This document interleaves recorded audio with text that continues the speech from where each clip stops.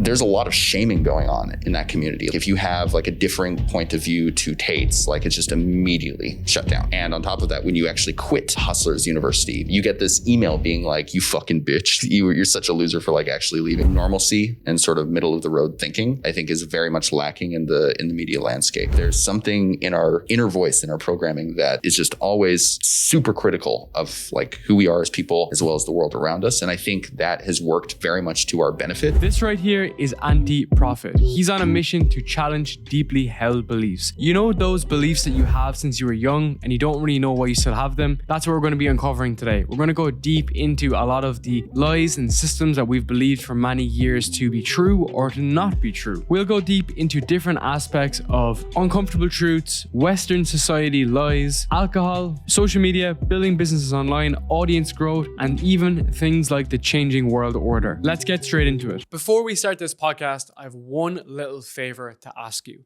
Can you please hit the subscribe button down below so we can help more people every single week? Thank you. Let's kick off. All right, man. Where I want to start is, so if you didn't have the mask, do you think you'd be able to have the same opinions and speak them freely?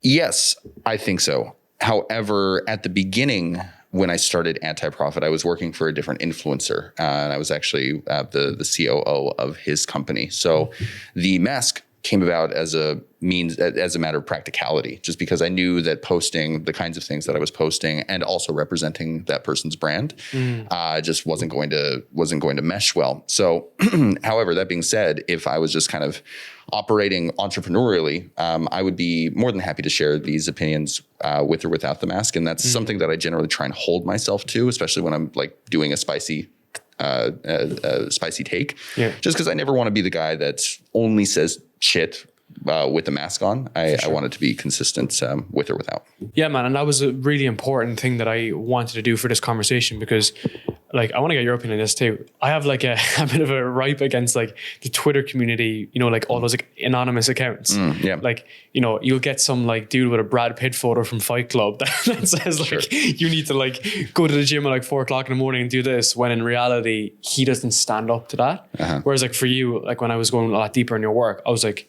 the fact that you're saying it in person and you have a mask on, I can still see your values despite saying it. Does that make sense? Versus hiding behind a fucking keyboard. Yeah, sure. Well, I appreciate that. And, you know, I think the reason that comes across, not just to you, but to my other followers as well, is just because I try and center my brand around just telling the truth. Yeah. That's important to me just on a personal level. And I think being an influencer that kind of has that as the core of their mission statement, allows people to maybe interact with my content in a different way than if I didn't center around that and I was wearing the mask. So explain that. Well, I just think that at the moment there are a million shitty content creators who are just out to kind of scam their audiences. And you know, some masked guy on the internet, the fact that anyone is willing to do business with me at whatsoever is like a fucking gift from God. And I think the only reason why people are willing to do that is because I try and, you know, showcase, you know, the value of telling the truth, not just to other people, but to yourself as well. And, yeah, I think if I did not do that, I would be the equivalent to the Brad Pitt Fight Club character. And no one would trust me as a result. Do you think, like, with your opinions that you have, and we'll get into some of this stuff, do you fear for like your identity at times? Not really. I don't think I'll ever do a face reveal for Anti-Profit, just because I don't think that's really the point. The point isn't personal notoriety. And I think people interact with my content for the purpose of, I don't know, seeing a blank face, giving them an opinion to kind of try on for a few seconds. And if they don't like it, they can cast it off. And that's easier to do with a blank face rather than, you know, an actual face, because then it just feels like someone's shoving an opinion down your throat.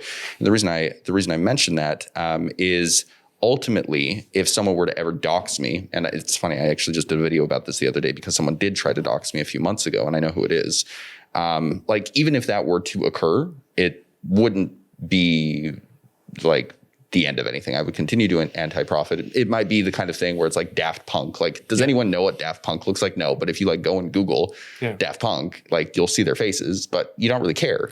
Exactly. So that's, I think ultimately it wouldn't really bother me if I got doxxed. And then I guess on a safety level, I don't know. I guess that's maybe something I think of more and more. I posted a lot about Israel and Palestine a few months ago, and that got a lot of people very, very angry, being like, "Oh man, like it would be so easy to find you, blah blah blah." And I don't know. I guess maybe that's something that's on my mind. But again, I think I would share those opinions online if I wasn't working for someone anyway. Yeah. So what was that instance? For give me an example. Say it again. What was that instance you mentioned about like Israel that, aggravated people, or even just at a broader level? Like, why is some of your content divisive, perceived as divisive from other people? Just because I think with something like Israel and Palestine, that, like regardless of which take you provide, even if you're providing takes that criticize Israel and criticize Gaza, both sides of the argument are so entrenched in their points of view that any criticism of their side of things is seen as like anti-allyship, I guess. And I understand why, especially for people who have family in the regions, and even for the Muslim community as a whole. I understand why this is like such a touchy subject. And I would say the same thing for people on the Israeli side of things. I'm less sympathetic to the people criticizing the conflict on the side of like progressives in the West. As well as conservatives in the West. I think both of the arguments are complete fucking dog shit. But it's sitting on the sidelines, right? Yeah. So whether it's Israel, whether it's fucking anything, right? It's when people sit on the sidelines, their opinions are largely like not valuable. So I'll give you an example. Like it's someone who's like fat is giving you advice on fitness. It's someone who's broke giving you advice on money. Like they're not people that are like basically in the trenches that have experiences. And one of my friends, Tim Stoddard, he struggled with drug addiction. And now as he's come over and he's been sober for like 10, 20 years, he always says that he shares his experiences and not his advice. Some people, when kind of shill advice, they're not really in the scenario. Yeah. But when you share your experiences, it's like, I can't really argue with your experiences because you've gone through it yourself. Yeah, sure. I agree. I think, I think something that's interesting is even in the scenario where I'm criticizing conservative support of Israel, or I'm criticizing progressive support of Gaza. That seems to really still trigger people inside of the Muslim community, as well as people inside of the Jewish community, when I'm not actually criticizing like those people's like points of view. I'm criticizing like the points of view that happen to be on their side of things. Yeah. But like, it's just, I don't know, you can be on whatever side you want to be and still have a trash take, just like you can be on whatever side you want to be and have a fairly nuanced take. So. Well, again, it's like if you speak about it in any lens, it's going to piss people off in some regard, as in like people are just going to be triggered. So I'll give you an example. I interviewed Peter Schiff, and me and Peter were talking about it from like a commodity price perspective, as in like when it happened, it was literally very, very topical. It was the same time roughly. And he was just saying basically the impact on oil and inflation and so on. But because we were just talking about it adjacently, that like caused a lot of controversy. But that wasn't an opinion on it. It was just a fact on like an economic impact from the markets. Does that make sense? Mm-hmm. So take an example of what you were doing. We were talking from that, but also your other opinions. Like, why do you think revealing like the truth about stuff at a deeper level pisses people off? Because it's almost like as if people don't want to admit the truth that they have a problem, or that there's a possible solution out there.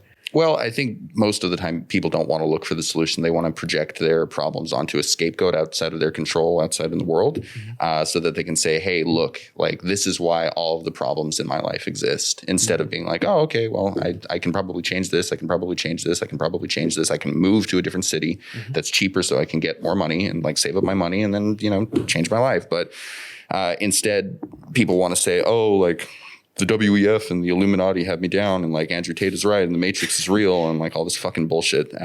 So I don't know. I just think it's more convenient for people to have a scapegoat that they can project their problems onto, rather than say, okay, what do I need to do tomorrow in order to make my life better? So with your content and that's split and divisive, what's the other side of it? Is there people that when you speak about different aspects of, let's say, the Western world, which we'll get into and so on, are there people that are really behind your mission? Sure. Yeah. There are a lot of people in my audience that are behind my mission. And the thing that I really appreciate is there are a lot of people that are, that really like my mission, but also provide very nuanced critiques of some of the opinions that I share on social media, and they share that in my comments. And I actually really appreciate when I see that type of thing, because it allows me to kind of examine things from a different point of view that I hadn't considered. And I think those are the people that I am happiest about that follow me, just because, like, I don't know, I think Anti-Prophet exists to sort of challenge sacred cows, not in the sense of like just some edgy edgelord just trying to be like to generate conflict or anything like that, but just to try and find some sort of semblance of truth. And when somebody can take an argument that I'm presenting in good faith and present their own argument that's nuanced, that is presented in good faith, that to me is more to the mission statement of Anti-Prophet than if everyone were to just blindly follow me. If I wanted that, I would have called myself the prophet, not Anti-Prophet. What were some of the things that you rose as like an issue or concern that other people are behind? Like, what are some of the biggest things that you think that you're alluding to that really people are kind of getting their head around today? Sure. Well, just the other day, again, I actually made a video entitled "Why You Think Jews Control the World," and I did a part 1 and part 2. And something that I appreciated in the comments section is the central argument that I was making is like, even if the WEF or the Illuminati or whatever control the world, there's nothing you're going to do about it. 100%. Like, you're like, if you're not going to go out and like violently protest and like overthrow your government, or just get involved with the boring day-to-day minutiae of like trying to change things at a local government level, if you're not going to do either of those things, you're just sitting around complaining. And the thing that I appreciated in the comments is there were a lot of people who came in and said, dude, this is like 100%, like, regardless of the economic structures of oppression that may or may not affect our lives, like, ultimately, like, we have the choice to go and make something of our lives. And obviously there were a lot of people in the comments that were basically saying like, oh, this guy is obviously a Jew, or like, oh, George Soros has, found dirt on him, or he has to like report to his handlers in Israel and that kind of thing, which I don't really take seriously. But again, I think there are enough people in my audience that can sort of parse out what it is that I'm trying to say, and are behind the idea of taking responsibility for your life, which I think is another central tenet of the stuff that I'm trying to post online. Yeah, the more examples you're bringing up, the more that becomes applicable in this scenario, right? Because your current scenario, you can just get up and leave, right? And of course, you need to put a plan together, right? And there needs to be a strategy. There needs to be an example. And even for me, like as I mentioned before, I was working in finance, I was working in tech. I was doing pretty well, like university graduate, so on, but it wasn't what I wanted to do. So to kind of map out what I wanted to do long-term and what's aligned to my values took so long. Took so much pain, right? Internal pain. And without getting too woo-woo, it's like the internal state is the external reality, right? So the more work that I was doing on that, but I could have complained and just bitched and moaned and whatever, but you have to do the work to do it, right? And there's that kind of like element that people don't want to admit to. Right. You mentioned some good points there about like Tate, the Matrix, and so on. Like, what's your take on that kind of movement in terms of like basically there's a system, we're in the system, and how do we basically break free from that system? Sure. Well, I think it's okay to be able to look at your society and understand that things aren't working and to have problems with that. I think right now, the main direction that I see young men going is, especially if they're on the conservative side of things, is they're going in the direction of saying, hey, like, these are the problems. Like, these are the problems that I'm seeing with my society. And the problem with the government is not so much that they're not doing anything about it. It's that they're hiding the truth from us, and that I know the truth about what's going on. And the fact of the matter is like, if you're 21 and you're like watching content on Instagram, you don't have a fucking clue about how anything in the world works. And like, I would say that about myself. Like, I'm no expert in geopolitics, and I'm no expert in crypto. I'm no expert in like any of these things. Ultimately, I'm just some guy talking shit on the internet. But I think the problem that arises when you go around thinking that you have the truth is you end up behaving in the world in such a way where, again, the first thing you do is you scapegoat that ultimate problem that you can't actually solve. And you do that because you don't want to go through the pain that is necessary in order to actually fix your life. You talk about that pain that you had to endure to go from, your finance work into the life that you have now. And, I also had that period. It was a period of about 2.5, 3 years of just the most excruciating day in, day out emotional pain that I had to deal with. And it's not pleasant.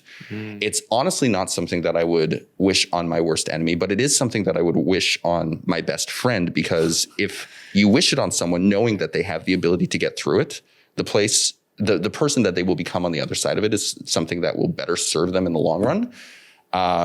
And as a result, I would never wish that kind of needless pain on someone who couldn't learn from it.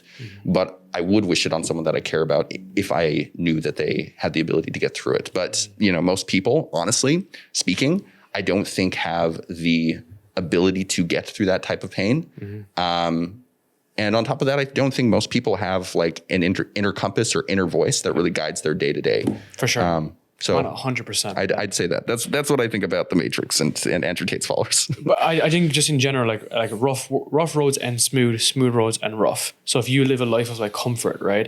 Like at the end, it's going to end in some sort of catastrophe. I'll give you an example. Like, people who like go through life and just, cope with drinking and bad food and not taking care of themselves and whatever. At the end, they have like health problems, right? And the opposite is also true. The pain that you endured, very similar to me. Like I relate a lot with that, man, because you have to go through those instances of like extreme anxiety, waking up at like 6 o'clock in the morning, wake up in the middle of the night with anxiety of like what you need to get done the next day to progress and to move forward. Things like blowing up in your face, basically, that you have to keep on working through. On the other end of it is a life you want to live. Now, again, what's funny here is that I was speaking to somebody this yesterday. You could do all those things and still not win, quote unquote win, right? True. But it's just part of playing, right? But you prefer to play that game than end up nowhere versus on Twitter. Now, you mentioned a good point about, people saying that they know the answers. That's part of marketing. The more I learn about marketing is that people want to create an enemy and then throw stones at the enemy and say that we're inside there. If you ever read 48 Laws of Power, How to Build a Cult, yes, yeah. The number one instance of building a cult is we define an enemy, we put everyone else in that group, and then only us that are in here with these beliefs are correct. And that's actually a big problem I have with a lot of like private communities in general. And I spoke with this a lot, is the fact that I do feel like that if they're helping young men live a life of like independence and personal responsibility, it's helpful. But again, like the red pill kind of community, there just comes this like fucking inflection point whereby everything else apart from that small bit you got is meaningless. Yeah, true. And honestly, this is something, truthfully speaking, that I struggled with my brand at the beginning when I first started monetizing.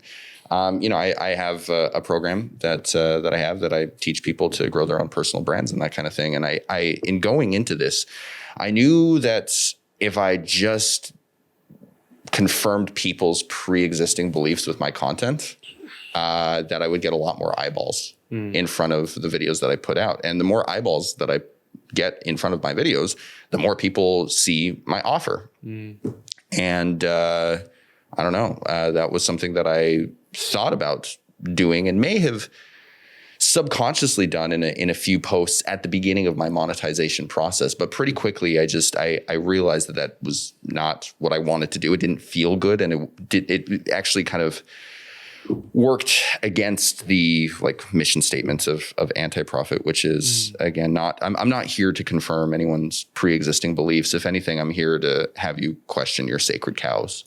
Because even if you don't end up going away from that sacred cow, the fact that you just sat down and tried to pose some questions to it to see if it would actually stand the test of your criticism means that it's a good sacred cow to stand by. Because you were willing to try and poke holes in it. But again, I understand the desire on the side of marketers and people like Andrew Tate to have like an us and them mentality in order to sell more products. It's a very alluring proposition for people. Why do you think those kind of like private communities have grown so much amongst like young men?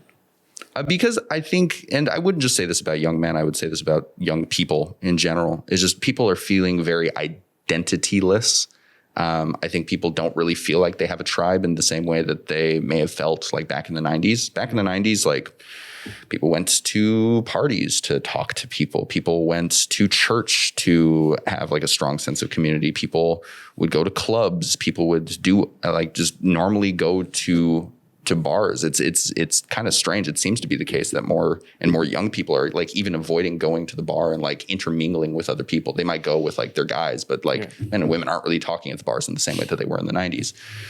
And as a result of that, you know, it's like we're social creatures. Again, I'm no expert on like the evolutionary psychology behind like how people evolved, but it's very obvious that we need other people to survive. And I think if you can figure out a way to stoke the worst fears in a demographic of people, in this case, young men, and say, hey, not only do I have an answer for you in terms of like why your life is such like a fucking ball of shit as it is, but I also have a group of people that understand exactly what you're going through and want to see you succeed. All you have to do is pay me $50 a month in order to be friends with these people. Like done. You basically give people the solution for their most burning questions and fears. And you also provide them with that sense of community that they've been longing for the better part of a decade. Is that positive or negative though? It could be a little bit of both. I think having some sort of tribe and some sort of community is always going to be beneficial, regardless of, honestly, this is kind of a radical idea, but honestly, I think having some sort of tribe, regardless of how radical their ideas are, there's going to be an element of positive stuff that comes along with that. However, you know, something that I would say with like the war room or, you know, Hustlers University or whatever it's called now, the real world, I think, is, you know, with these, I actually joined the real world just because I was curious to see how they structured their sales funnel. Because I was thinking about building out my own product that kind of mimicked that kind of thing.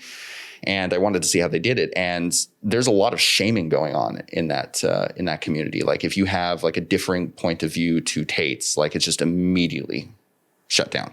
And on top of that, when you actually quit Hustlers University, you get this email being like, you fucking bitch, like you're such a loser for like actually leaving, like this is your last chance like that we're going to give you to like change your mind, to come back in and actually change your life, otherwise you're just a bot. I'm paraphrasing, but it was so crazy that I actually took a screenshot of it and I was like, damn, this is hardcore. And it just gets worse in the war room. Like if you like speak out against Tate inside of the war room, it's been well documented that not only will you be kicked out of the war room, but like members of the war room will actually like kind of digitally come after you.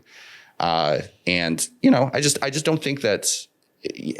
All I would say there is like whether or not there are positive things to be had out of having a tribe, there are better tribes to be a part of.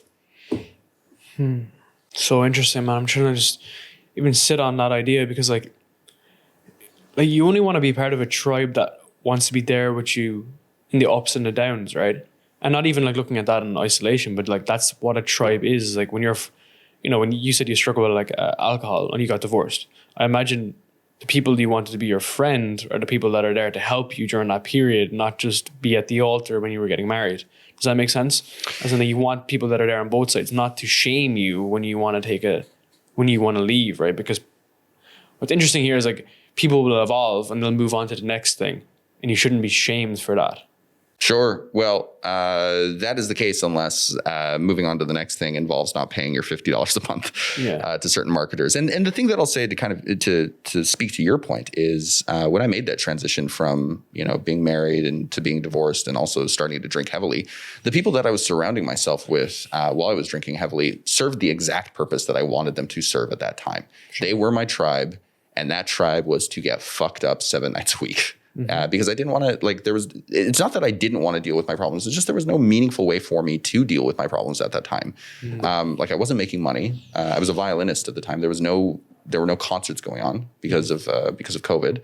I guess I could have started sitting in the room by myself and dealing with my own problems, but I just wasn't there yet.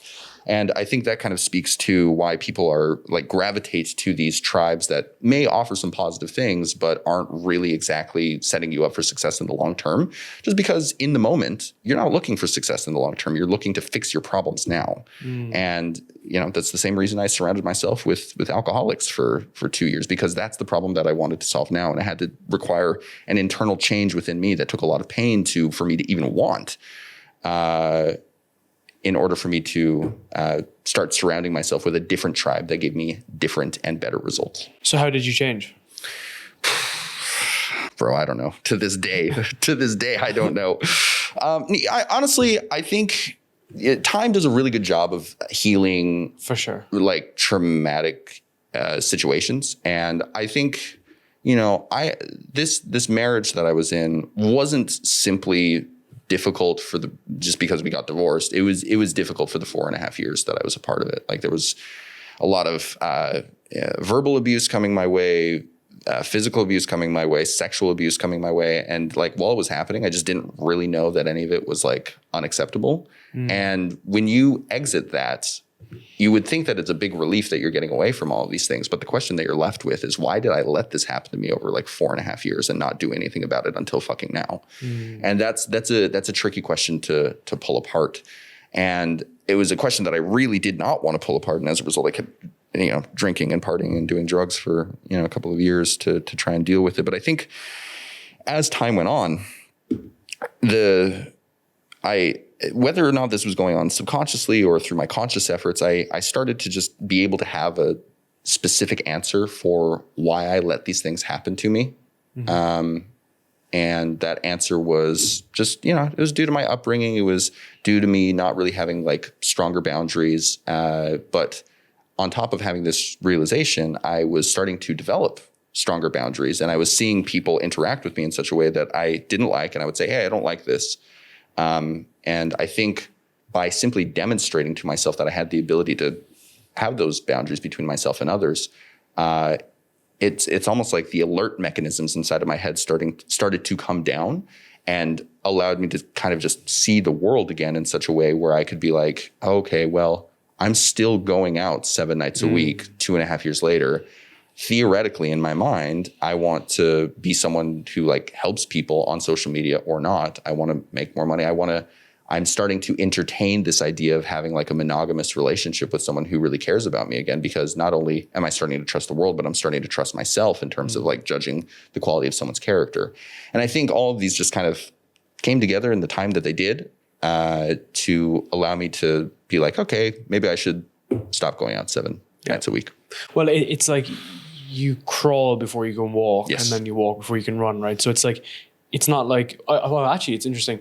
Sometimes if you wake up and you're like, okay, I'm finished drinking, I'm not going out, I'm not partying, I'm not hanging out with these losers anymore, that's actually going to blow back in your face much more. It's kind of like when you walk and you slowly kind of get out of it, it's nearly better for you, right? So even with the relationship, when you're coming out of the relationship, slowly coming out of the divorce, I can imagine maybe harder, maybe easier on your body, just reaction wise versus like shutting down. And even when I knew with alcohol myself, as I took a month away from it, I was like, oh, I feel great. And then month 2, month 3 just snowballs.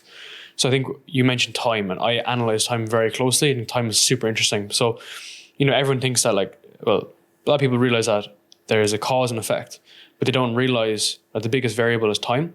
So if you make a decision today, like let's say you take loads of drugs, you could be okay in a couple of days. But if you keep taking drugs in your 30s and 40s, you'll have an asymmetrical negative return. And the same is with work, right? When you are working on your content and the strategy and the science behind how you're creating content, you don't see that impact now. You're still getting a couple thousand views. But then over the course of a year or two, it asymmetrically positively returns. I think people don't realize that, especially that's why people stop.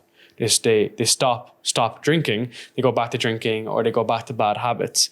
And that's quite interesting to observe for you, like over 4 years, the real impact has happened now. And now, you're in a better position. Obviously every day isn't perfect, right? But you're in a better position than you were 4 years ago because you kept at that. Sure. I definitely agree with that. Gary Vee is as mildly cringe as Gary Vee is at this point, but he has a really good saying, which is basically along the lines of It's very common for people to overestimate how much they can accomplish in a year. And it's just as common for them to underestimate how much they can accomplish in a decade. Yeah. And I think it speaks to that point completely. So what would be your advice for someone who's trying to like change around their life? They're based in the US, they're in a kind of, or Ireland where I'm from, they're like broke, fat, unhappy. What's that step that you would encourage them to do? Do you want to launch a podcast for your business, but you don't know where to start? Remove the stress, pressure, and all the overwhelm that comes with it by working with Podcast University. If you're an ambitious individual who wants to build your influence online, grow your own podcast, and also stand out from the crowd, Podcast University is for you. We help you with the strategy, equipment, the content, your guests, everything you need to create a top-tier podcast. If you want to learn more, check out Podcast University and start your podcast journey today. Don't open your mouth unless you're telling the truth. That's the first thing. That may seem like it's not super related, but I think with whether it's debt, whether it's obesity, whether it's alcoholism, whether it's drug addiction, any of these things, it usually comes from some need to quell internal pain. Right. I think any addiction can basically be, all addictions come from that place. You could probably poke holes in that argument fairly easily, but that's just generally the way that I view addiction. And I think the moment that you start to get real with other people and you start to be self-critical of the stuff that's coming out of your mouth, is the moment that you start to be critical of your inner dialogue as well. And I really don't think it can happen the other way around. I don't know why. It's just like when I tried to do it, like starting with critiquing my inner dialogue, but I was still lying to other people. Like it just doesn't really line up, right? Like the lying to other people is the action in the outer world that you have control over, and making changes through your actions first. Which in this case is a little bit weird because it's your actions are your words, and this is like kind of a. But always though, right? I didn't mean to interrupt you, but like if you can tell if we're in Bali, right, and you can tell when you meet someone, like really kind of where they're at sometimes, like maturity, mental maturity, business maturity, fitness and health, because of the actions that they took, not the words that they tell you, right? And I had a post the other day, being like, judge a man by his outcomes, not by what he says, right? Now, obviously, you can do a lot of work and not get the result you want, but at a general level, like that's a good way to monitor your own progress, is by what you fucking do versus what you're saying. Yeah, exactly. And I think, again, just monitoring what you say, if that's your first course of action because you're 300 pounds, start with that. And then you can start to be critical of your inner dialogue, which I guarantee you, if you actually sit down and listen to it honestly and engage with it honestly, it's going to say, hey, maybe don't eat that other bag of Cheez-Its. Or, hey, maybe don't go out. It's Tuesday night. Like, hey, maybe don't turn on the third porn video for today. Like, it's just, again, if you start modifying your speech, which is like that first action that you can do, then you start to modify what's going on in here. And that allows you to engage with yourself in a more honest way. And I think once you do that, that is the thing that actually spurs you into action out in the real world. So as counterintuitive as it is, start by telling other people the truth, because it will allow you to be self-critical in a way that's actually positive and not in a way that shames you into doing more of the same. So interesting, man. When you were going through that evolution, what was like your health, like physical health, food, with everything? Because like you look really fit. Like you look fit, dude. You're probably in your 30s or whatever, and you look really fit right now. So what was that like for you? I mean, through the transition, it was really bad. Again, I was probably drinking 7 to 10 cocktails a day, every day. How were you getting the money for it? From work. Also, I mean, during COVID, sorry, U.S. government, but I was using your government assistance to buy myself alcohol during that period of time. But yeah, through when I came to Bali, again, I had like solid income. So I was able to kind of utilize that. Prior to that, it really was the government assistance. But yeah, I mean, I was drinking a lot. I had never been someone to really think about what I was eating. And that remained the case until probably 4 months ago when I started working with a trainer, 4 or 5 months ago. that was the moment where I really started working out in a real way 4 times a week. And I started like actually looking at like what I eat. And on top of that, actually trying to keep check of like how much water I drink. That's never been something that I've like really thought about. And now that I at least kind of focus on that, like I feel a million times better. And I feel like I look younger as well. Yeah. So that I wish I could say that I started doing this earlier and it's been a big thing that supported me changing my life. But honestly, this is probably the last piece of the puzzle that's come into place for me. But it's interesting, right? Because you started doing the right habits like two years ago. Now it's like, oh, let's get a coach. Okay, now I'm a bit more accountable. Now because I'm more accountable, I want to take care of the food aspect. Oh, not only food, there's also water to think about and hydration to think about and being dehydrated and being burned and so on, right? There's multiple different factors with it. But what's interesting there is I'd like to understand like how has it changed your mental framework, the food you consume? Yeah, that has changed a lot. I feel like I have a lot more energy. Before I started working out and before I started eating well, I was just getting so tired during the days. And on top of that, when I was not working out, my sleep schedule was just redonkulous. I was going to bed at like 4 and waking up at 2.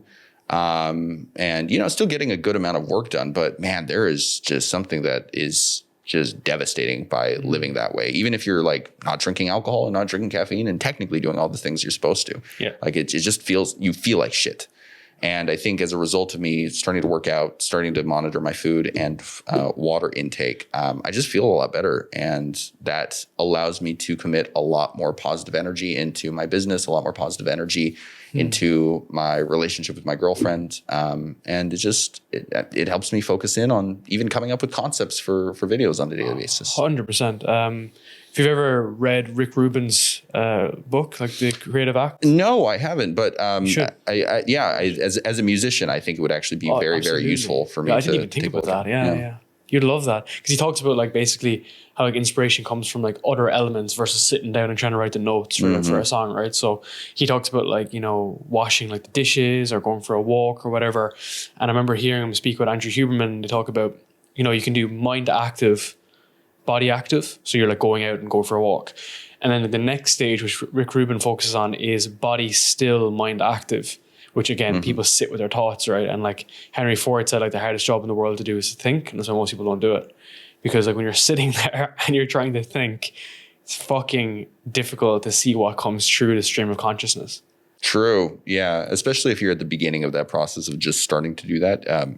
Most of the time you won't actually like what comes out the other side. But if you can get through that painful process, you start to, get some good stuff as a result of sitting and thinking. For sure. So do you think you were depressed during that period?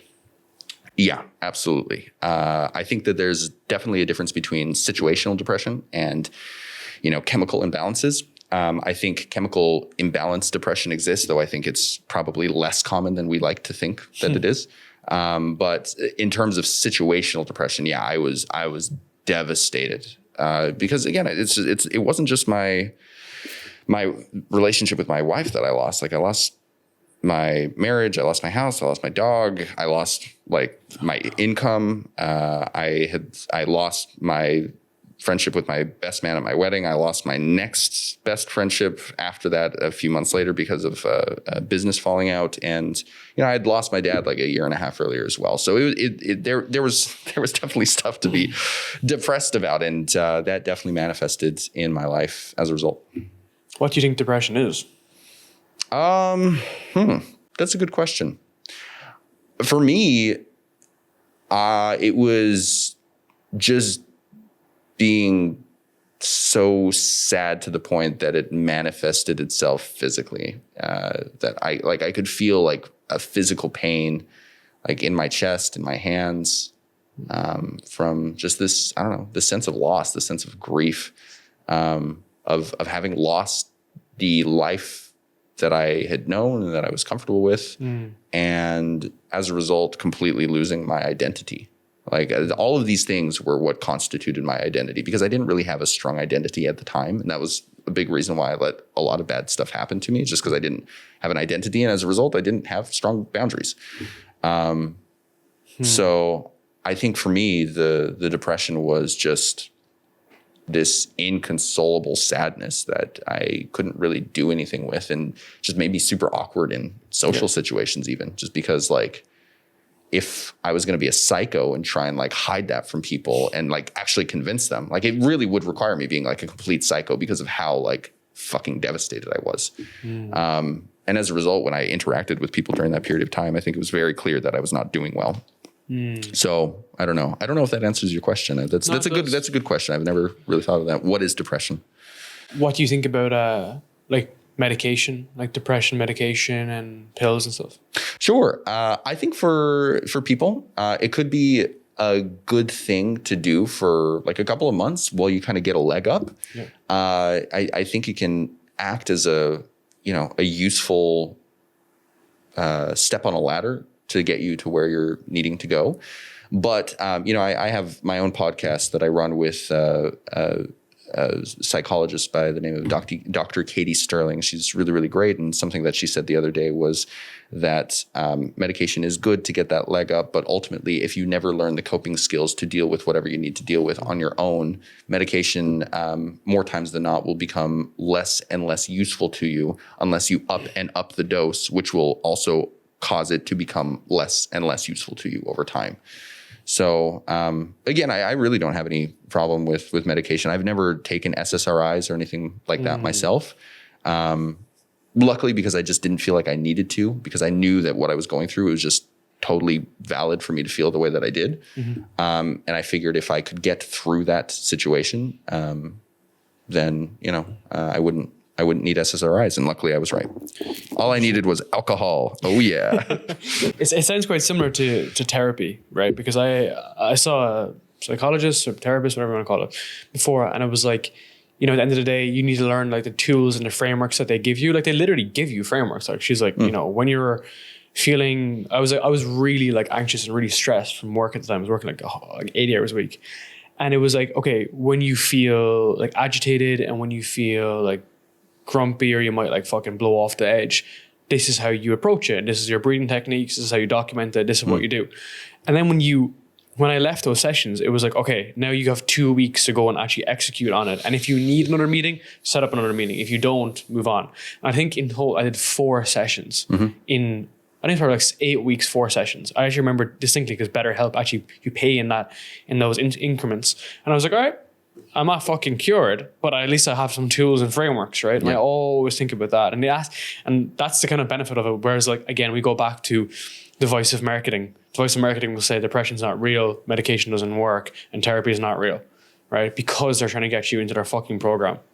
Yeah, sure. Well, I think the way that I approached therapy, and I went to therapy for, like probably 4 years or so, same therapist, really great guy, really awesome guy. But I think at a certain point, I started to have to treat it similar to how I treated violin lessons back in the day, which is, if you're either teaching violin lessons or you're getting violin lessons, like just because you show up to your lesson once a week doesn't mean that you're going to learn how to play the violin. Like you got to practice. You got to put in like 2 or 3 hours a day to like actually get really fucking good. And if I'm showing up to my lessons with my teacher who's teaching me and I haven't practiced, like, it's kind of like taking the SSRIs and doing no work, or going to therapy and not doing any work. Like it's just that's not how it works. That's not how you build the mental muscle that you need to build. And, I think the last thing that I'll say with that is when it comes to professional violin, there always comes a point, I think for most professionals, where having consistent lessons no longer becomes useful because you kind of have to be your own artist. You have to be the person to choose your own fingerings, to choose the bowings that you're going to do in a certain passage, to like make your own decisions in terms of like how to interpret a certain passage of what it is that you're trying to learn to perform in a few months. And, that isn't to say that you stop learning, but that learning starts to come like from what you've built internally with all the tools that you've picked up from your teacher. And I think therapy is very, very similar. Like for me, for example, the last therapy session that I had, I just sat there kind of talking about that for an hour, like how good my life was. And that was nice. But do I need to pay $140 to continue doing that? No, probably not. Yeah. I think at this point, I've probably developed enough muscles to get me to the next life crisis where I might be able to use some support from that same person. Yeah. But if I was still religiously going to that same therapist either once a week or once every 2 weeks or whatever, even if I didn't have problems, it would be an indication to me that I was holding on to something as more of like a safety blanket rather than something to help me take a step up to get to the next place that I'm You have to trying to let go. the safety wheels off at some point, right? You know, and again, it all goes back to personal responsibility. Like even in that instance whereby you were getting external help, you need to take more responsibility at some point and just be like, all right, let's just go off and do this myself, right? And it's low diminishing marginal returns. At a certain point, you get negative returns from no matter what you're doing, basically. Like training, for instance, like a background in bodybuilding, and like there's a lot of evidence to say that like you don't actually need to train 6 days a week. You could actually do 5, even do 4, and actually be as effective, if not more, because you're effective and you're efficient and not just volume oriented, right? So my background was in bodybuilding, your background was in violin. What lessons did you take from playing the violin that have benefited you in life? My ability to sit and do one thing and just do it without any signs of hope over the course of months and years Fuck, man. was very much developed and sharpened as a result of violin. When it comes to learning the violin, violin is kind of a unique instrument because with piano, you can sit down at a keyboard and press a note and it sounds pretty good. Whereas with violin, the first sound that you make on violin sounds like for about like 3 or 4 months. So there's a lot of discipline and kind of hoping to God that things will work out with violin. And for me, I started at age 4, and I didn't really get serious about the violin until I was 17. And especially when I started practicing, 3 or 4, sometimes 8 hours a day at the age of 17. Like there's a lot of just being like, okay, I'm going to put in the work today because even though I have no idea if this is going to pay off and I'm going to be able to play this piece of music in the next couple of months because this piece of music is fucking hard, I'm going to put in the work and I'm going to hope to God that this works. Because if you just put in the work, everyone else seems to say that like shit works out. So I'm just going to kind of blindly put my faith in that. And violin was the first thing where I actually did that and it paid off. And as a result of that, I was able to take that lesson into something like social media with Anti-Profit. I mean, again, with Anti-Profit for the first 5 or 6 months, on YouTube, I was like at 1,300 followers. I was getting like no results whatsoever. And then all of a sudden it went from 1,300 followers up to 300,000 in the course of a week. And, I think for a lot of people, like getting that, like just so little results while creating 14 videos a week that you release. A lot of people would do that over the course of 5 months and be like, okay, well, this isn't going to work. I should probably give up. But I think it's just because like I can show up and do the work and know that it's going to work out in the long run, even if I'm not seeing direct results today. That's the main thing that I learned from the violin. And man, 5 months is nothing if you think about it, right? Like we should be thinking on decade-long time periods of time, right? With the violin, you started at 4. I know you took it seriously at 17, but at the end of the day, you were playing it at somewhat throughout that period. So you're always like learning. Same with the gym, right? When you get into it young, you're not a fucking bodybuilder when you're young. You just get into it and develop the skill. And then it's just interesting when we observe, right? Because you're saying like 5 months, which I agree, for most people, they give up. But like, what do you plan to achieve in 5 months? Like genuinely, like this, like of course a lot can change in that period of time. You can completely change your entire life, but at the same time, like think of 5 months and extrapolate to 5 years and think of where you can truly be, like where you're going to be in a couple of years' time. So my podcast has been around for nearly 4 years. First, again, 1.5 years, 2 years. I was super early in the content game, had like 1,000 subscribers. I just remember this recently. Went from like 1,000 to 10,000 in about 3 months. And now we're at like, I don't know, like 65K or something around that over the course of 3.5 years. So it's not the fact that things change. It's the fact that you just get better at doing it and you understand the process more. But it's interesting, like you had violin as a proxy to how difficult things can be. Do you think people don't have a reference point to how much you need to work? Yeah, absolutely. I think most people as kids don't really have something that their parents are like, no, motherfucker, you're going to do this and you're going to do it for like a decade and you're not going to stop. So why do you think that is? Because when I was younger, I was into sport and my parents pushed me quite hard at it because I was fucking good at it. And they were like, this is something you could viably do. And I was doing it at a very high level when I was a kid. You had a violin, but do you think now like fucking woke agenda, like participation trophies is diluting that work ethic at a young age? It could be. I would say it has more to do with the fact that, in Western society, we think that the main goal of life is to be happy. And what usually comes immediately after being happy is like being comfortable, having pleasure in the moment. And when those two things start kind of being conflated together, it's very easy to look at your young child taking up Muay Thai or taking up violin or taking up, painting lessons. And, they're a year in and they're like, Mom, I hate this. And being like, well, the goal of life is to be happy. And he's clearly not happy doing these lessons. I should probably just take him out. Ultimately,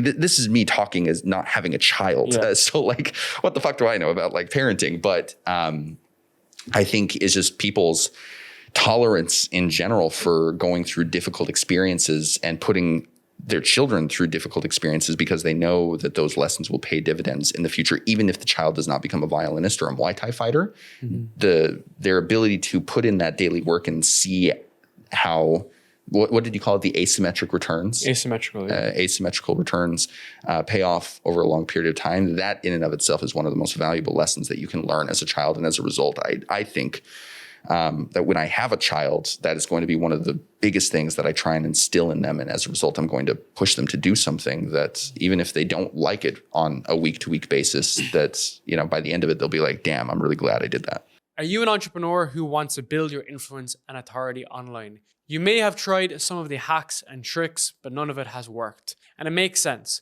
90% of podcasts don't make it to episode 3.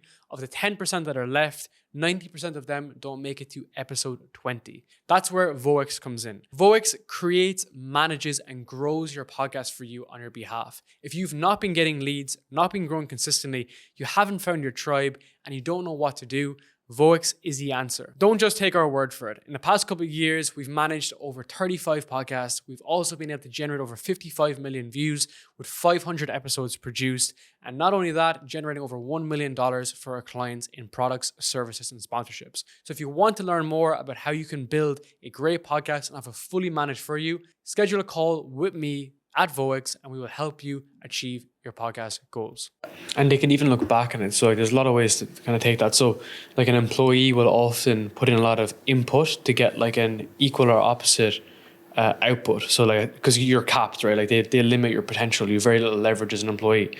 But like the role of like an entrepreneur is to find the asymmetrical return, like to find like for you it's content, right? For you can record one piece of content and get millions of views. And then next year you can get 10 millions of views, right? Because it's that one piece of leverage you have. But it's identifying like what that kind of element is for individuals. And the reason I'm saying this is because like that comes from just the reps, like putting in the fucking reps, right? So I was a 100-meter sprinter as a kid as well. And I didn't like it. I was really good at it, but I didn't like it as much as physical sport or went on to play bodybuilding. But because I didn't like it, that doesn't mean that it wasn't beneficial. So I remember my mom in particular, she was like, you're good at this, you got to keep doing it, right? And you get a lot of life lessons. I'll give you a good example. Like the winner is the person that comes first, not second, third, and fourth, right? And it's pretty fucking clear who the winner is. So when you win, you take responsibility. This was great. Now, when you lose, which is most important, you also take responsibility. It wasn't the coach, it wasn't your team, it wasn't the fucking crowd chanting. It's you. Yeah. And that was something very hard to wrestle at 14 years old. But then as I got older, and especially in the online world, like you can be pretty fucking ruthless, right? There's winners and losers, as much as you want to admit it or not. That's became a very valuable lesson for me. And I think a lot of people just don't have those instances. And when I see other guys, and one of my mates is here at the moment, he was semi-professional table tennis and he has a job, but I can see his work ethic from when he plays fucking table tennis as a kid. I don't know. It's interesting. Yeah. Well, I think when you're in that situation where even if you don't like something, you're good at it, it sets you up to actually identify when you are good at things in the future, because I think a lot of people just don't know how to identify whether or not they're competent at something, because I think our inner machinery of our mindset is just always telling us that we fucking suck, which is just like, it seems to be a human element to a certain degree. And when you're able to identify that, and later on in life, when you have a better vocabulary about identifying what it is that you like to do, then you can take those two circles and find that third circle, which is what people are willing to pay you to do. And once you do that, that's the moment that your life actually starts to come together. But if you don't know how to identify whether or not you are competent at something, it doesn't matter what you like to do or what people are willing to pay you to do. It's just like, you're probably going to remain incompetent, because that inner machinery is like, oh, dude, you fucking suck. And you're never able to get past it. And what's funny here is like, that's kind of what the Western world, especially like in Ireland, put you through the school system for, right? It's like they don't ask you, what do you want to do with your life? They ask you, what job do you want, right? And they'll put you into university. And in America, we can talk about the school system in America, the way they pigeonhole people in. So I did a variation of software engineering, and I'm dyslexic, right? So I had no fucking clue what I was doing, obviously. And I just didn't enjoy it. It wasn't great. I went into tech companies, and even though I was product focused, it didn't like fit well. It was a square peg to a circle hole. And I was forcing that for so long, not because it was, because I didn't have my own path. I was given a path and I took the path because I didn't think about it critically. And a lot of people won't think about things critically like that and end up in those scenarios, and then see your videos and fucking start putting hate comments on it, right? Versus taking responsibility for what they can control, right? Well, so it's a full circle. I can empathize with them, because I mean, I was very much like you. I went into violin not liking the violin. But I was 10 years into trying to make this my career. And before my marriage fell apart, all based on the direction life was going, I was going to continue being a violinist for a very, very long time. But I was trying to do so because, if I really look back at it, when I was 17 and made the choice that I wanted to be a violinist, it was a 180-degree turn from where I felt before. I fucking hated the violin before the age of 17. But then I went to a music festival by the name of the Aspen Music Festival in school, which was the first place where I went. And I really saw what young violinists who sound fucking dope sound like, and how they were treated by their peers and treated by audiences. And I saw that and I was like, damn, I want that for myself. But I didn't want violin playing. I wanted the adoration and respect. Yeah. And because I had spent so much time being a violinist, I think subconsciously my mind was just like, hey, this is the thing that's going to get you the thing. Even though you don't like it, like, do it and you'll get the stuff that you want.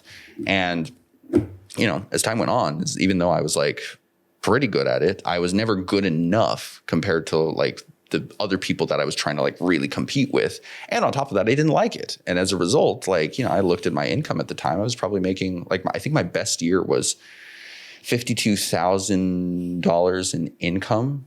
That was my best year as a violinist who had like practiced for 25 years. That was my best year.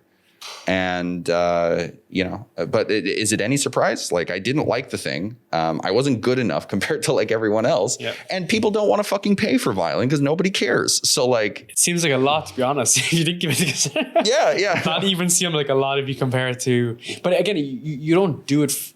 You're not playing violin for the money, right? It's like, I don't know. It's like running an ultra marathon to put on muscle. It's like, that's not the reason why you fucking do it. It's almost counterintuitive, right? Obviously there's the elite of the elite that make a lot of money, but that's the same in any industry, right? Do you get me? Yeah, no, for sure. Oh, there's so much interesting place to take this. So I want to maybe go into the content side of this. So you had an eye for attention, being able to grab attention through violin and what worked and what not. Why do you think what you've done in the content space works so well? Because I don't give people the product that they've been trained to want, which is polarization. I give people what it is that I think they're yearning for, which is a semblance of normalcy and sort of middle of the road thinking that I think is very much lacking in the media landscape at this point. I think people are tired of polarization, but they don't know how to get away from it. Yeah. And I think that's a big reason why moderate content is doing as well as it is on YouTube, is because like people are getting tired of the Mr. Beastification where you do one thing at literally the craziest level that you can possibly do it in order to get eyeballs in front of it. It's becoming tired. It's becoming trite. And people want something that at the very least seems to be more authentic, and more of like a reflection of like how human beings actually think. That's why podcasting works so well, because you can't have a charade for fucking 90 minutes, right? You know what I mean? It has to be a ebb and flow, a push and pull. And, even speaking with the guys here, like I own a podcast company as well. And like the growth in it is a reflection of what people are yearning for, to your point. I think that like as like the world has become like automated and AI driven and whatever not, this human connection is what people lack. And that's what people don't have, right? And this is why those groups were growing really well, because people are growing towards it. But this long form stuff is like, we can pretty much tell if someone's full of shit or not by the end of it, which is very interesting to observe. And now, of course, there's different ways to slice and dice it in a short form as a result of it. But I think it's a very interesting observation that's a big part of my kind of belief system is like, as more things become outsourced and whatnot, it'll be more time for like artistic activities like this.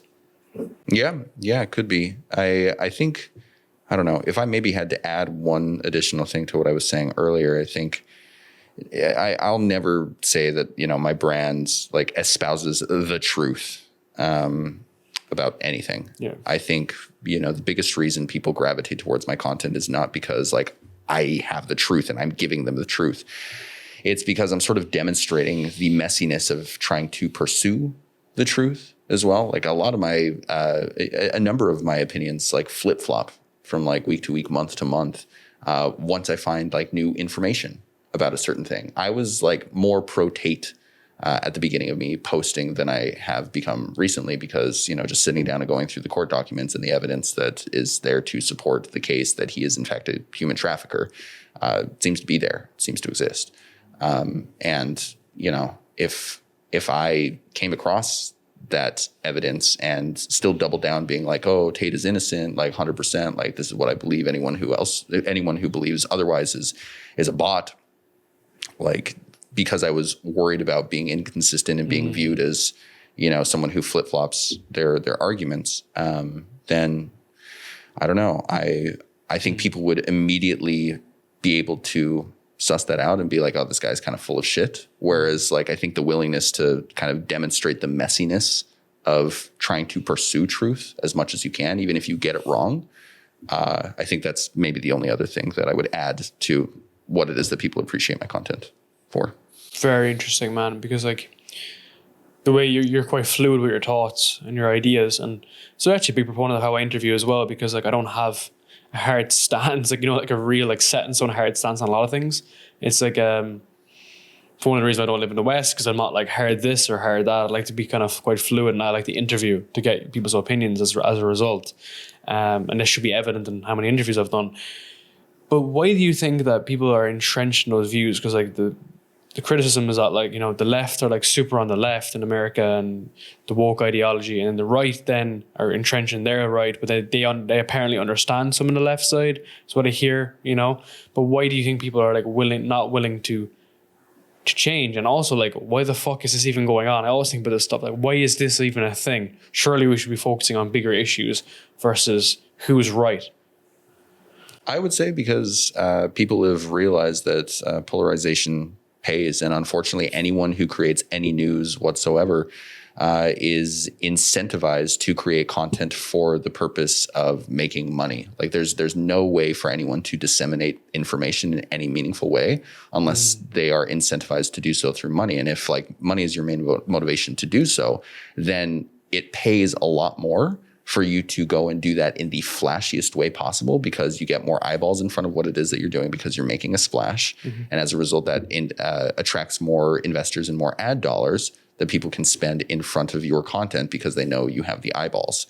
And as a result, again, it's just almost the Mr. Beastification of news.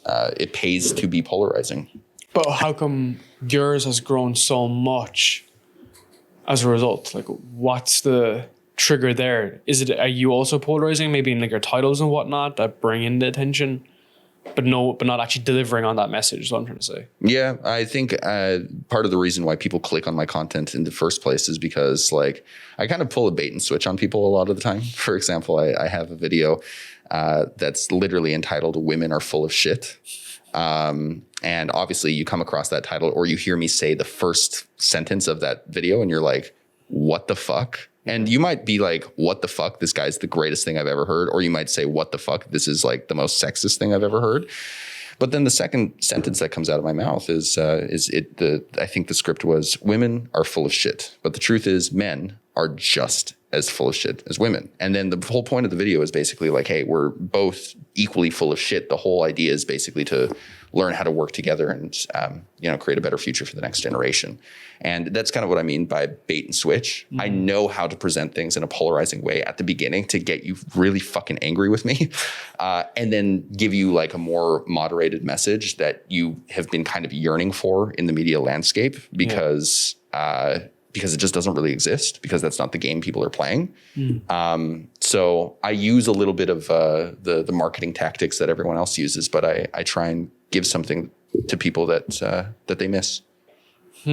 That's very interesting. So like you just understand the frameworks and tools and tactics basically to get people in, but then you are very careful with your messaging deliberately, because you're often just more highlighting stuff. Is that correct? Versus like really saying, this is my opinion. Sure. Yeah. I very rarely go down the opinion hole. I do it every so often. But most of the time I try and leave people with an interesting question that they can ask themselves. And I don't care how they answer the question. That's like kind of beside the point. I just want them to ask the question of themselves, to critique whatever it is that they either believe about their worldview. Not either believe, but for them to question the thing that they believe about their worldview, so that, if they poke holes in it and they realize that it doesn't hold water, they can move on to something else that serves them better, or they try and poke holes in it and they find that it serves them pretty well, and as a result, they keep it around. That's what I want to do for people.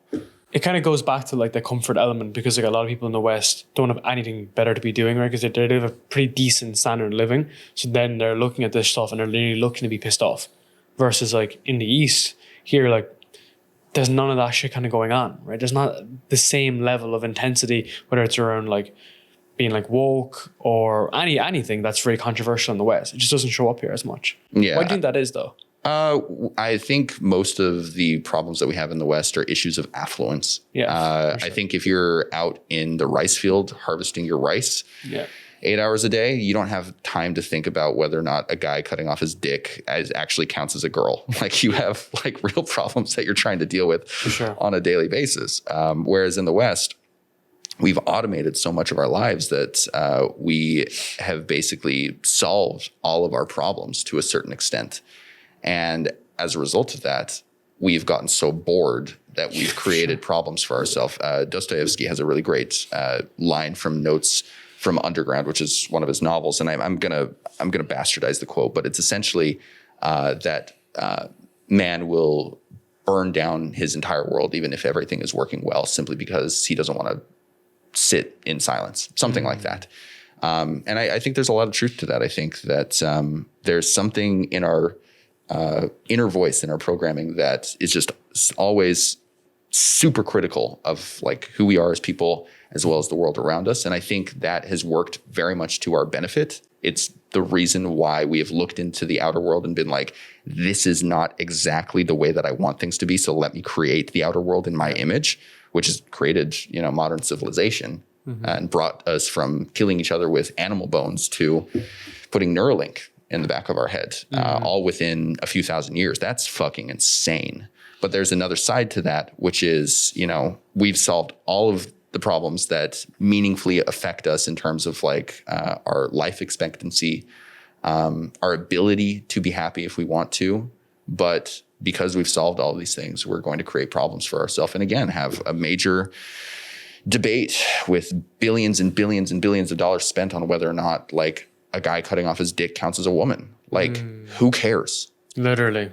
It's just the fact that you can't even say anymore that, we have other problems to focus on because they're all being solved, right? It's just like creating problems, right? And it's funny you mentioned that, because I won't reference the person, but a pretty famous guy online was saying that his family like struggled with money when they're growing up, whatever. And then when he became very wealthy early in his 20s, he was able to solve a lot of the problems that his mother had. So yet she got her a house, she got her home, and they ended up having a very fractured relationship, because before, when she used to blame, not having money, now she has access to money, and it's everything else is left, right? Money solves money problems and then everything else is left. Was this him on Gutsy? Yeah. Yeah. I remember him talking about this in a piece of short form that I came across. Yeah, I thought it was very interesting to observe, right? When you give someone everything, they just focus on some other stuff. And, I see that even myself, right? It's like even when you're in Bali, right? A lot of your problems are, a lot of people come to Bali to solve their problems, right? And I've had crazy discussions with people on this, is that they think coming that this is going to be the solution to their problems, the external world. But when you come here and like, your food is cheap, it's sunny, it's a great place to be, but then you're still sitting with all the other problems you have, which is very interesting to observe, right? And I actually even noticed that myself, like in the very early days, like a lot of people are lost, including myself, and you have to figure out what you want. And for some people, it's a driving factor to go and solve it. But for some other people, then it's a coping mechanism. Yeah, sure. I think Bali is a magnet for the mentally ill, for sure. It's like a lot of fucking crazy people come here thinking that it's going to solve their problems, because I think a lot of people saw Eat, Pray, Love, and they were like, that could be me. But again, I say that jokingly because I can empathize with it. I think coming to Bali solved a lot of problems that I had in my life at that time. I wasn't making money in any reasonable way. I wanted to be able to travel the world, and kind of in a certain way, like live remotely, or at least leave the United States, because of like what I thought that would do for my reputation with my friend group back at home. And once I got the job here to come and do both of those things, I was like, life is solved. This is fucking great. And I continued to be an alcoholic. And it's kind of to your point. It's just, regardless of whether or not you get the money or the status, if you haven't dealt with the shit in here that you need to deal with, the same problems are going to manifest in your life in different ways. I love that, man. So you mentioned about automation. I saw some videos you recorded on AI. What's your take on that from even let's say an ethics perspective? So these companies using it, like what's your view on that going forward and how it's going to be used? I almost have like an ethical take on it. It's going to happen.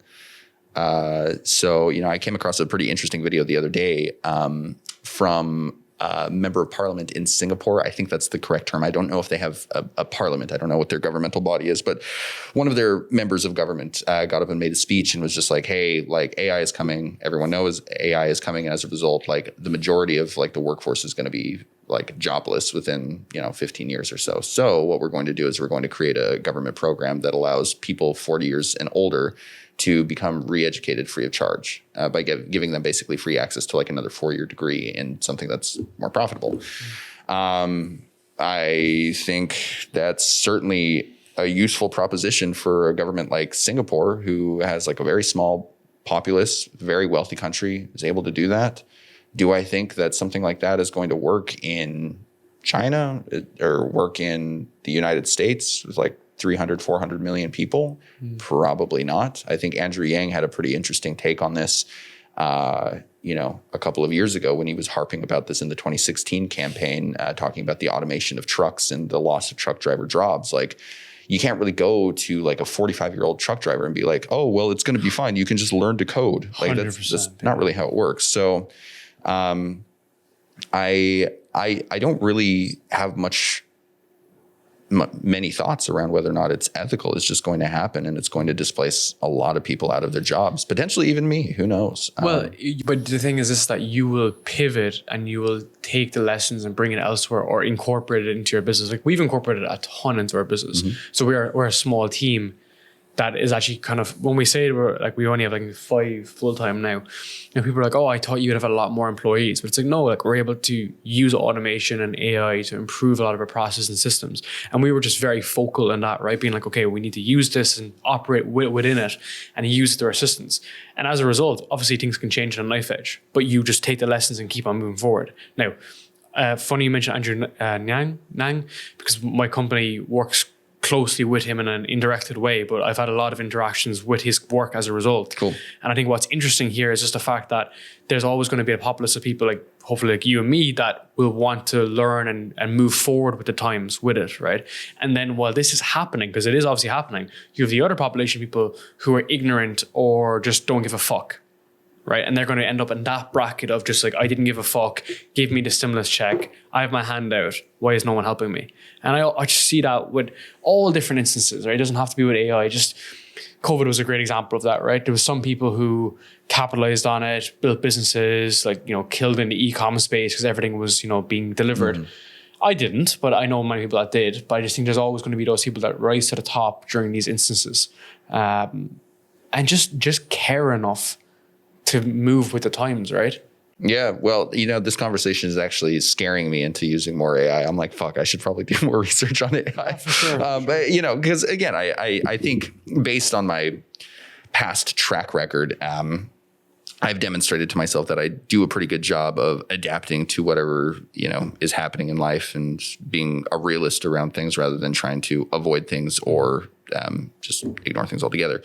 But yeah, having this conversation is making me think that I want to integrate more AI into my business model. It's just interesting, right? Because you mentioned like, it depends on where you are, right? So if you're, again, let's use a farming as an example, people that are farming like rice, right? Like rice and rice fields, like they don't have access to the same harvesters that you do in the US, so on and so forth. So they're at that kind of stage whereby it's manual labor as a result.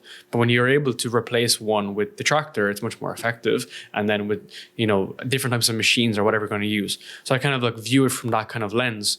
And then there's also ways to like improve where you currently are with what you have and make it better, right? And I know some guys that are very extreme in it. Like I met Ireland more recently, spent a bit of time here, and he got rid of like a 17-man team, and he's like fully solopreneur now and just using AI and automation for everything. And I'm like, that's great for you. It works for your great business model, so on.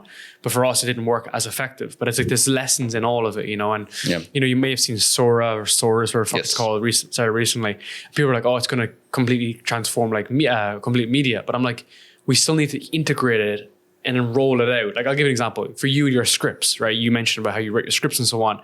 It can obviously help you and assist you in a script, but it won't replace your creative act in doing it and putting it up and recording it and so on and so forth. So I just think it's more of an efficient way to view a lot of aspects of life, right? Yeah, certainly right now, I think the thing that I've noticed with AI or anything like software related is that's just not how my brain works, and it's not what I'm interested in. Yeah. So learning how to do these things is going to be like almost a waste of time for me. However, I understand that I need to integrate some elements into what it is that I'm doing. And the thing that I am good at is identifying talent around me that can then utilize the existing systems inside of AI in order to expedite my workflow, and then being willing to pay them what they're worth in order for them to implement these aspects into my business. And that's something that I've been doing. This is a major project that I've hired a consultant and freelancer to come in and do over the last couple of months with my current sales funnel,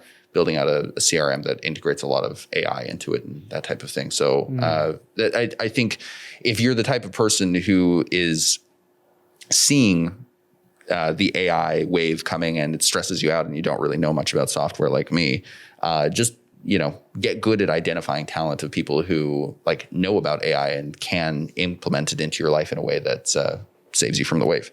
And again, it's you pay with your time or you pay with your wallet, right? Yeah. At the end of the day. But why it has been booming so much though is just the fact that it's for anyone to use, right? If you compared it to like crypto and like blockchain and shit, which I was back in like 2015, 2014 when it was really kicking up. It was just so difficult to use that's why no one was really using it, because it's just, even to this day, like a lot of the wallet stuff is just not really relayed in a very normal language. Whereas like OpenAI, just where like anyone can type like fucking Google into this and get the answer that they want. And that's when it made it basically any monkey could use it. Yeah. So that was kind of like the difference, was the fact that like anyone can use AI, but even if you compare it still to some blockchain applications, people just can't use them. And it's just so nerdy and geeky, right? Whereas going 0 to 1 is often going to get you the most adoption. That's why people can watch your videos and instantly learn, right? Because it's fucking right in front of them. They can just look at it, it's super simple. Yeah. Very interesting, man. So what's your roadmap for the next like 12, 24 months? So again, one of my big critiques of the creator economy is that there are a lot of shady people doing a bunch of shady shit in terms of taking advantage of their audiences. So something that I've wanted to do and am currently developing is a community that teaches you how to make money online, but specifically in the thing that I am good at, which is social media. And it's projected right now that the creator economy is going to triple between now and the year 2030, I think, somewhere like that. And as a result of that, I think the people who are going to make the most money from that are not, in terms of like the majority of people who are going to make the most money from that are not going to be the content creators themselves. 100%. It's going to be the people who sell them the shovels, Yeah. right? So if 100%. You are someone who can utilize AI to expedite a creator's content creation or sales funnel, you're going to make money. If you're someone who is really great at video editing, you're going to make money. If you're someone who is really good at hiring talent and managing high ticket sales for content creators when they build out their own offers, you're going to make money. And I think as a result, these are the things that we're going to be teaching inside of this community. But the thing that I want to integrate into this more than just teaching people how to make money is, in my mind, if enough people join this type of thing, and with this wave of incoming creators that are going to turn 18 and fulfill their lifelong dream of being an influencer rather than being a doctor, because it seems like most kids want to be influencers at this point rather than doctors. If the wave of people who are going to be supporting these creators hold themselves to an ethical standard where they don't allow the creators to create these shitty products that scam people because they literally won't build out the infrastructure necessary that allows them to scam people, that in my mind is something that would make the influencer and creator economy a place where people like to do business again, like they did like 5 or 6 years ago. Whereas now, like everyone is so like skeptical of, buying any products from like any influencers because, and rightfully so, because they've been fucking burned. Yeah. And I think if 100,000 people were supporting these creators and being like, no, I'm not going to build out this product that isn't going to work, because it's obvious that it's not going to work because you don't have the expertise to actually give these people the desired outcome that they want. If everyone is kind of operating at that ethical standard, I think that's the way that trust can be brought back into the creator economy. So it's going to teach people how to make money in the areas that I'm actually skilled in. It's going to teach them to behave professionally and ethically in order to support the economy as a whole. And then there's also going to be a workout module as well as a dating and relationships module as well. So it's going to be pretty cool. That's going to be the main thing that I'm trying to get off the ground in the next couple of months. Cool, man. I love that. Yeah, just from experience as well, the amount of shit I see online is actually worrying, like that, like the products that are being built. Met someone recently who's basically faking supplements, like fake supplements, and selling it to red pill community people to increase your testosterone. And it's all fake. Yeah. It's completely That's fake. That's really right? sad. And it is sad. And the fact that people are doing it to prey on people who they call soy boys, right? It's just like, it's just where the world has kind of got to. So I think even like the way you're describing it, a platform that regulated the products on the back end even sounds like a good idea, right? A social media platform that was able to understand what is absolute fucking bullshit or not, right? But man, I want to say a massive thank you. I really appreciate it. I hope you enjoyed the session too. It was a different style. I definitely did. Thanks for having me. Pleasure, man.